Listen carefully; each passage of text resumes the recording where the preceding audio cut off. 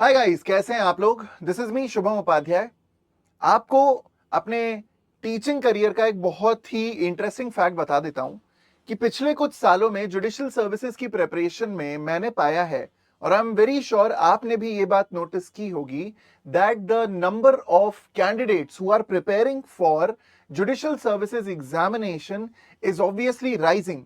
But साथ ही साथ बढ़ रहा है उन लड़कियों का, उन गर्ल एस्पिरेंट्स का नंबर जो कि टारगेट कर रही हैं जुडिशियल सर्विसेज को to be a part of Indian judicial system. और इसी मामले में, इसी चीज से रिलेटेड, इसी प्रिपरेशन से रिलेटेड एक बहुत ही जरूरी सुनवाई कल यानी कि 12 दिसंबर 2024 को होने वाली है।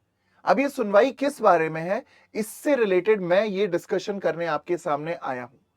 जब हम हमारे एस्पिरेंट्स को, हमारे स्टूडेंट्स को गाइड करते हैं या उन्हें मोटिवेट करते हैं फॉर जुडिशियल सर्विसेज, हमारा एजेंडा होता है उन्हें एक सिक्योर्ड फ्यूचर प्रोवाइड करना, उन्हें एक सोशल स्टैंडर्ड देना, और साथ ही साथ ये इंश्योर करना कि वो अपने फ्यूचर को लेकर के और आने वाली जनरेशंस को लेकर के किस रिस्पॉन्सिबिलिटी के साथ ऑपरेट कर रही हैं, इस बात को इंश्योर करना। लेकिन रिसेंटली मध्य प्रदेश हाईकोर्ट की तरफ से कुछ ऐसे ऑर्डर्स आए, कुछ ऐसे डिसीजंस लिए गए जो कि विमेन एस्पिरेंट्स या गर्ल एस्पिरेंट्स को इन अ वे डीमोटिवेट करता है to go for judicial services examination.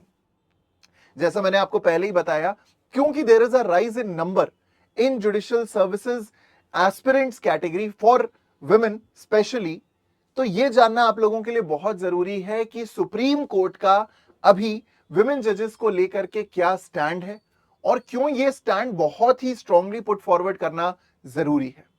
शुरू करते हैं आज के सेशन को।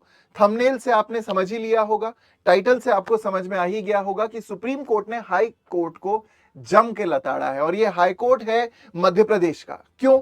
क्योंकि यहां पे विमेन जजेस को निकाला गया, यह बात आप सभी जानते हैं, ठीक। और विमेन जजेस को निकाले जाने के पीछे का जो कारण था वो मैं आपको एक एक इस वीडियो के माध्यम से बताना चाहूंगा। आप उसको जानेंगे, आप उसको समझेंगे तो आप ये भी समझेंगे कि हमारी इंडियन जुडिशरी में महिलाओं की कितनी जरूरत है और हमारी इंडियन जुडिशरी में इस वक्त महिलाओं का नंबर क्या है। चलिए सेशन को शुरू करते हैं। सेशन में आगे बढ़ने से पहले आप लोगों को बता देता हूं कि हमारे जो जुडिशरी लेजेंड्स बैच है वो लाइव हो चुका है। अगर आप ज्वाइन करना चाहें आराम से ज्वाइन कर सकते हैं। साथ ही साथ में हमारे प्राइजेस जो हैं उसमें हाइक आने वाला है, तो उससे पहले अगर आप ज्वाइन करेंगे आपको लाभ मिलेगा। एंड साथ ही साथ हमें सोशल मीडिया पे आप फॉलो कर सकते हैं, ये सारे हमारे सोशल मीडिया हैंडल्स हैं। साथ ही साथ आप मुझे टेलीग्राम पे भी फॉलो कर सकते हैं @द_शुभम सर पे। अब वीडियो में आगे बढ़ते हैं और आपको बताते हैं, this is the case retermination of civil जजेस class 2 junior division Madhya Pradesh state judicial services SMWC number 2/2023 clubbed with the petition of Sarita Chaudhary versus MP high court and others. ये केस, ये दो हम कह सकते हैं पिटिशन को क्लब करके बनता है। रिसेंटली जस्टिस BV नागरत्ना ने एक बहुत ही भारी भरकम स्टेटमेंट दिया, और वो ऐसा स्टेटमेंट है जो कि एक्चुअली हिट करता है सभी intellectual minds of the country को। And the statement was, in this case obviously the statement was, they would understand the condition if they were menstruating. Yes, अगर उन्हें मेंस्ट्रुअल साइकिल होती, अगर वो मेंस्ट्रुएशन से गुजरते, अगर वो मेंसेस से गुजरते, मासिक धर्म से गुजरते, तो उन्हें समझ में आता कि ये स्थिति क्या है, ये किसके बारे में बात हो रही है। आइए समझते हैं। देखिए बैकग्राउंड क्या है इस केस का। Supreme court had on January 12 taken suo motu cognizance of the decision of Madhya Pradesh government, which had in its order terminated 6 women judges after it got recommendation from the Madhya Pradesh High Court, finding their probation period unsatisfactory.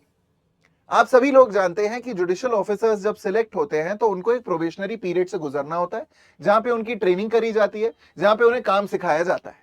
इस दौरान अगर आपका work profile, आपका जो job work है, अगर वो properly satisfied नहीं होता है, अनसेटिस्फैक्ट्री आपका प्रमोशन होता है या अनसेटिस्फैक्ट्री आपका परफॉर्मेंस रहता है, तो आपको टर्मिनेट किया जा सकता है, संभव है, पॉसिबल है।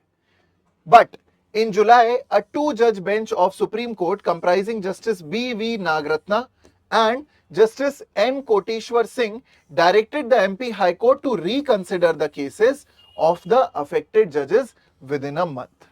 Justice कोटेश्वर सिंह और जस्टिस बीवी नागरत्ना की बेंच ने ये रिकमेंडेशन दिया, ये सजेशन दिया, या कह सकते हैं एक तरीके का कमांड दिया, डायरेक्शन दिया एमपी हाई कोर्ट को, ताकि वो रिकंसिडर करें सभी जजेस के रिमूवल के मामले को। अच्छा, अब रीसेंट डेवलपमेंट इस मामले में क्या हुआ है जरा समझिए। ये जो बेंच है जस्टिस नागरत्ना और जस्टिस कोटेश्वर सिंह की, उन्होंने कहा they came down heavily on Madhya Pradesh high court for sacking a woman judicial officer on probation due to low disposal rate of cases, saying that it failed to consider her personal health and mental well-being. आप किसी भी judiciary aspirant से पूछेंगे कि आपकी life जज बनने के बाद कैसी है और क्या आपकी लाइफ जज बनने से पहले डिफिकल्ट थी या जज बनने के बाद डिफिकल्ट है, तो वो ये कहेगा कि जाहिर है दोनों ही तरफ डिफिकल्टीज अपनी हैं, लेकिन जज बनने के बाद हमारे चैलेंजेस और बढ़ जाते हैं। कई राज्यों में हम जानते हैं कि महिला जजेस जो हैं उनके लिए प्रॉपर फैसिलिटीज मुहैया नहीं कराई गई हैं सरकार के द्वारा, और ये बात यहां पे दिखती भी है। ये बात इनके, हम कह सकते हैं, अप्रोच में दिखाई देती है। Judicial officer Aditi Kumar Sharma was terminated during probation due to low disposal rates of cases. ठीक है, अदिति कुमार शर्मा जी जज मैम थी, इनका रिमूवल हुआ और रिमूवल का कारण क्या बताया गया?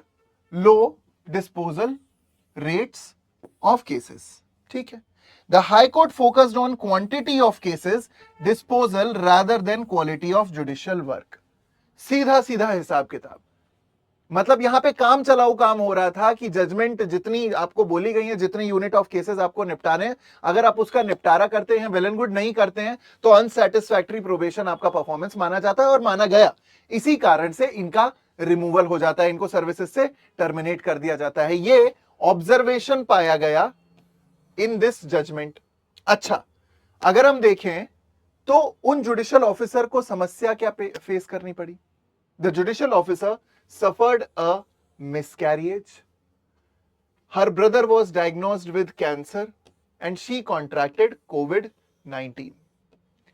जब एक महिला या एक लड़की या एक बच्ची का जन्म होता है तो वो सिर्फ एक रिश्ता लेकर के पैदा नहीं होती है। वो माँ होती है, वो बहन होती है, वो बेटी होती है, वो बहू होती है। एक साथ उसे कई सारे रोल्स मिलते हैं, थमाए जाते हैं, ये सोसाइटी थोपती भी है और उसे निभाने पड़ते हैं। एज अ जज, एज अ जुडिशियल ऑफिसर भी आप इन सभी जो आपके सामाजिक बंधन हैं उनसे दूर होकर के, इतर होकर के आप कुछ नहीं कर सकते। यह संभव है। अब जरा सोचिए एक जुडिशियल ऑफिसर के बारे में जो खुद एक जज हैं और मिसकैरिएज हो इनका, ऐसा उनको फेस करना पड़े। शायद किसी भी मां के लिए यह सबसे ज्यादा दुखद बात है, सबसे ज्यादा करुणाई अगर कोई बात हो सकती है किसी भी एक्सपेक्टिंग मदर के लिए तो वो मिसकैरिएज है। ऐसा इन मैम ने फेस किया। दूसरा, her brother was diagnosed with cancer. अपने आप में ये पूरे के पूरे फैमिली को, पूरे के पूरे परिवार को हिला देने वाला एक इंसिडेंट होता है। साथ ही साथ she herself contracted COVID-19. These factors obviously impacted her work but were not adequately considered by the High Court. Justice Nagarathna और जस्टिस सिंह की बेंच ने यह पाया कि भाई इन फैक्टर्स को आप सिरे से दरकिनार कर देते हैं जब आप ये डिसाइड करते हैं कि प्रोबेशन पीरियड में किसी जज का परफॉर्मेंस कैसा था।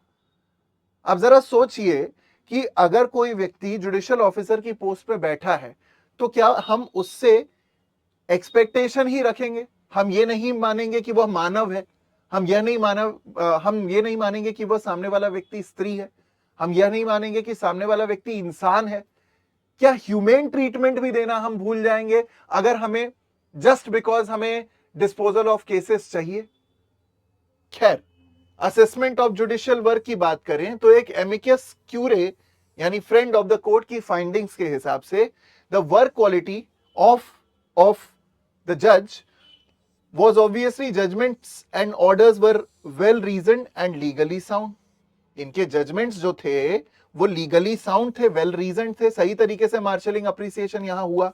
मैनेजरियल एंड लीडरशिप स्किल्स में she was rated very good. Despite occasional low disposal rates, her overall performance indicated potential and capacity for improvement.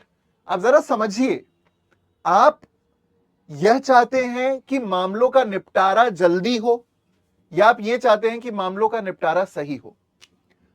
यह लड़ाई बड़ी जरूरी है, लेकिन मामलों का निपटारा अगर जल्दी होगा और गलत होगा तो इससे बेहतर है कि मामलों का निपटारा धीरे हो और सही हो। वही चीज यहां पे हो रही थी। With all the mental pressure, with all the physical trauma, everything was taken care of, but obviously the disposal rates were low and इस रीजन की वजह से टर्मिनेशन फ्रॉम सर्विसेज हो जाता है। लेकिन ये सारी चीजें कंसिडर नहीं की जाती, सिर्फ एक बात देखी जाती है कि भैया लो डिस्पोजल ऑफ रेट आपने रखा था। अब जरा नोटेबल कोट्स देखें जो बीवी नागरत्ना ने इसी सेम केस में प्रोवाइड किए। क्या? Disposal rate of a case can not be a yardstick when the जज was suffering mentally and physically. आप सिर्फ और सिर्फ लो डिस्पोजल रेट के आधार पर यह कैसे डिसाइड कर सकते हैं कि कोई महिला जज जो हैं वो ऑप्टिमल पोटेंशियल पे ऑपरेट नहीं कर रही हैं?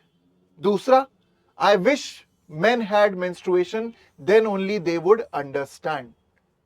ये सीधे एक तरीके का हम कह सकते हैं स्टेटमेंट था, directed towards the high court and directed towards the bench of the high court, the decision of the high court, कि ये आपने क्या किया है।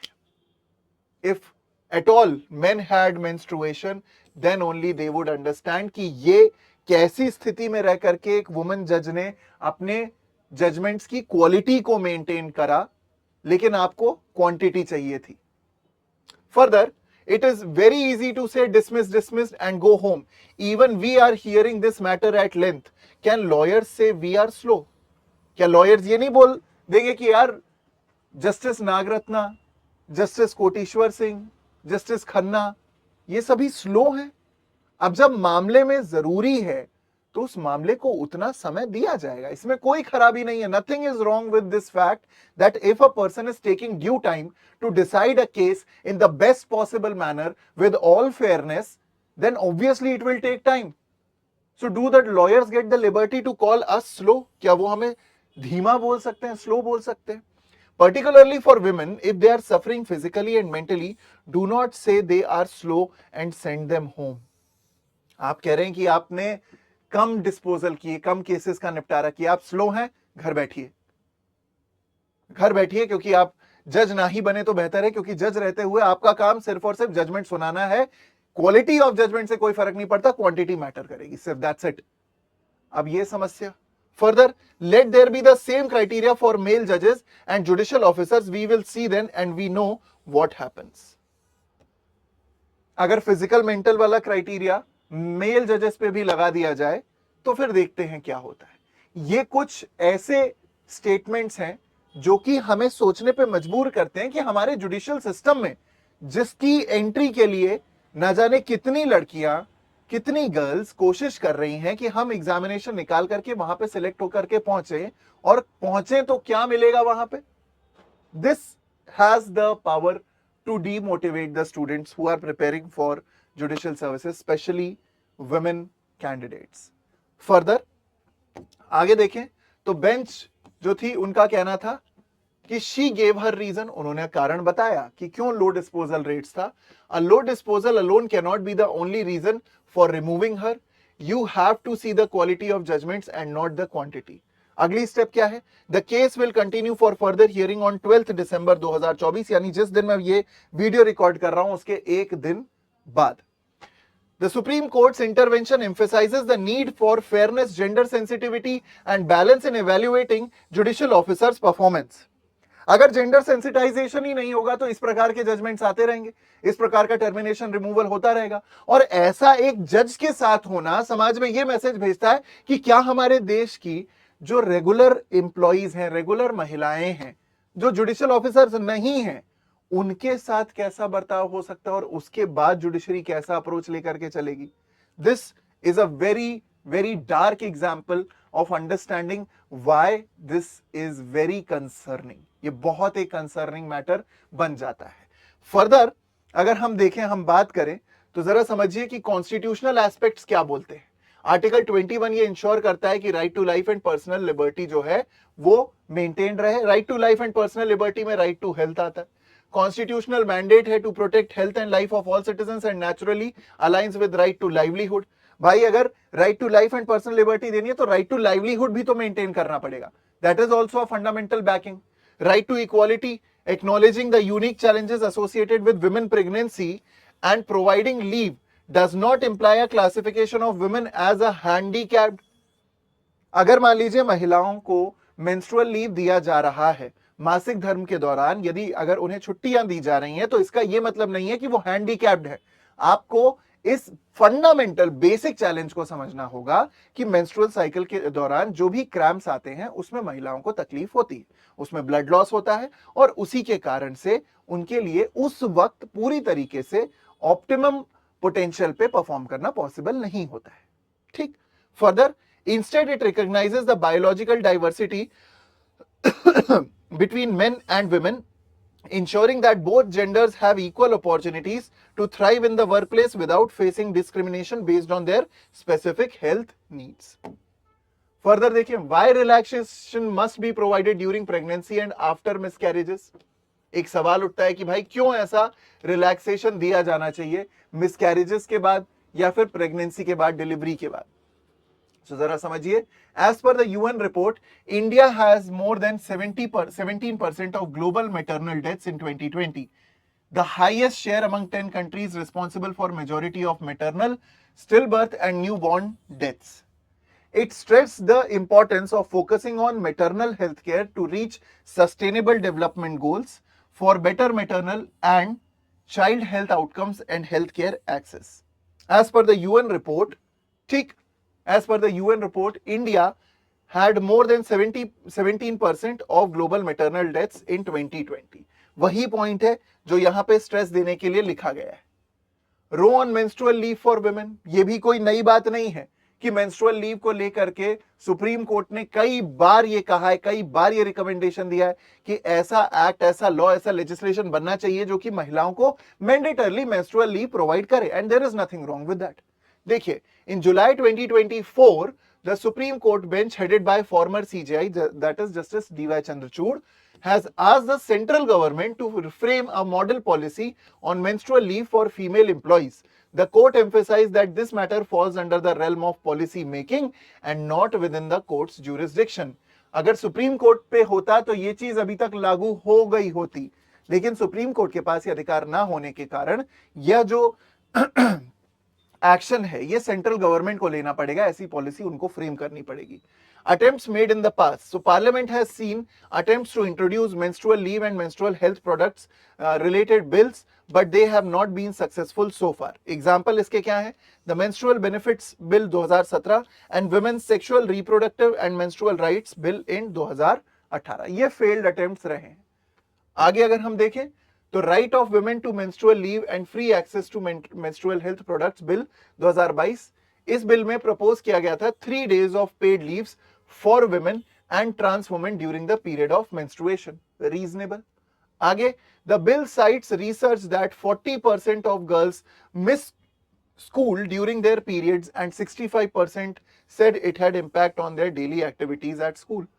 Why leave is required? As per IMF, equal participation of women in the workforce will increase India's GDP by 27% and will add $700 billion to GDP by 2025। Thus, economic growth and gender equality go hand in hand। मतलब ये हवाबाजी में नहीं कहा जा रहा है कि ऐसा होना चाहिए, ये एक सीरियस कंसर्न है। अगर ऐसा होता है तो उसका असर हमारी इकोनॉमी पे भी दिखेगा, एक पॉजिटिव इंपैक्ट दिखेगा। लेकिन अगर हम बात करते हैं कि करंट स्टेट क्या है, regarding the status of women. तो आप लोगों को एक चीज बता देता हूं कि इंडिया में जुडिशरी की स्थिति कुछ इस प्रकार है कि हमारे यहाँ पे सुप्रीम कोर्ट में, जहां तक मैं जान पा रहा हूं, खाली 2 फीमेल जजेस हैं। लगभग 9% फीमेल जजेस का रेशो है। अब आप जरा सोच लीजिए कि जब सुप्रीम कोर्ट में ही ऑलरेडी इतनी माइनॉरिटी है विमेन जजेस की, talking about Uttarakhand, Chhattisgarh and Bihar high court, जहां पे बहुत ही लीस्ट नंबर में खाली 1 विमेन जज है या फिर नहीं है, ऐसी स्थिति है। डिस्ट्रिक्ट जजेस में विमेन जजेस का नंबर कम है। तो ऐसे में इंडिया को विमेन जजेस की और ज्यादा जरूरत है। लेकिन अगर वो जरूरत ही पूरी ना हो, खैर इसके बारे में हम अगले एक वीडियो में जरूर बात करेंगे, लेकिन अगर ये जरूरत ही पूरी ना हो तो फिर जाहिर सी बात है कि इक्वालिटी की बात करना बहुत ही ज्यादा एक शिथिल टॉपिक हो जाएगा, शैलो डिस्कशन हो जाएगा। अच्छा, another landmark judgement on 2024 by BV Nagratna, Mohammad Abdul Samad versus the state of Telangana and others, SLP थी ये, right to maintenance, emphasize financial and emotional vulnerability of homemakers under section 125 CRPC, now 144 BNSS। एक important judgment है। Financial empowerment, urged men to provide for wives' personal and household needs for their security and well-being. Acknowledgement of supportive practices, praised men enabling financial access through joint accounts or ATM cards. Protection of women, stressed financial and residential security as crucial for empowering women and strengthening families, and role of homemakers were recognized as the backbone of families and key to the societal and national stability. Almost every factor directs or rather gives you an idea कि भाई women workforce चाहे घर में हो चाहे घर के बाहर हो, बहुत ही ज्यादा इस देश के लिए जरूरी है। और अगर ये फुलफिल ना हो क्राइटेरिया, तो फिर जैसी स्थिति देश की चल रही है वो और फर्दर बिगड़ती ही जाएगी। आप सभी का इस वीडियो के बारे में क्या विचार है, मुझे कमेंट करके जरूर बताइएगा। मेरा टेलीग्राम हैंडल यहाँ पे आप लोगों के सामने है। लेकिन क्या आपको लगता है कि एमपी हाई कोर्ट का ऐसा डिसीजन जो कि टर्मिनेशन करता है जुडिशियल ऑफिसर्स का on the basis of low disposal rate while not considering the mental and physical state of the judicial officer, सही है? ऐसा अगर किसी मेल के साथ हो, अगर एक मेल जज के साथ ऐसा हो, जो कि संभव नहीं है बायोलॉजिकली, तो क्या वहां पे वो सही माना जाएगा? क्या आपको लगता है कि हमारे देश में विमेन जजेस की कमी है? और क्या आपको लगता है कि हमारे देश में विमेन जजेस ज्यादा से ज्यादा होनी चाहिए? तो मुझे कमेंट बॉक्स में कमेंट करके जरूर बताइएगा। आप मुझे टेलीग्राम पे फॉलो कर सकते हैं @द शुभम सर पे। आगे आने वाले समय में मैं और वीडियोस आप लोगों के लिए लाता रहूंगा। साथ ही साथ आप लोगों को बता दूं कि इसी सैटरडे मेरा एक वीडियो आ रहा है on 100 most important landmark judgments of 2025। तो इस सेशन को बिल्कुल भी मिस आउट मत कीजिएगा, ये बहुत इंपॉर्टेंट होने वाला है।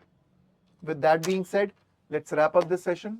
Tata, bye bye, take care and what, Jai Hind.